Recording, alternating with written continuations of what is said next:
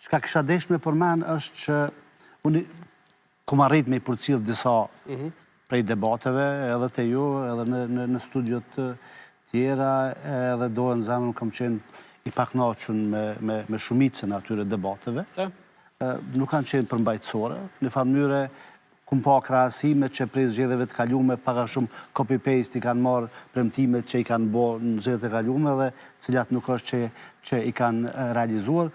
Dhe çka më ka dëshpëruar më shumti është që nëse i abstrahojmë kandidatët e këtyre 3 partive kryesore, nëse mund të them kështu, kandidatët e partive tjerë me pak përjashtime kanë qenë gati jo relevant sepse nuk është që kanë ofruar diçka. Për më tepër disa prej tyre vërtet ju nduk edhe qesharak. Nduk qesharak. Nduk qesharak edhe ka qenë kogja mundimshme edhe për mua me i përcjell ata deri në fund. Po, Kelmendi, a keni pa befasi të individëve të caktuar, kandidatëve, që ndoshta potencialisht e kanë ndruar mendimin e elektoratit në bazë të paraqitjeve, qoftë në media, qoftë me projektet që i kanë tashmë gati?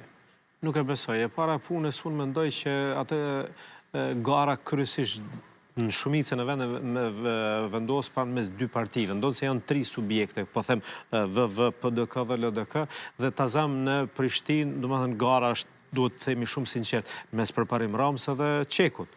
Në Prizren është mes atit PDK-s edhe të kandidatit të vetëvendosjes. Në Gjilan është mes VV-s edhe LDK-s. Domethënë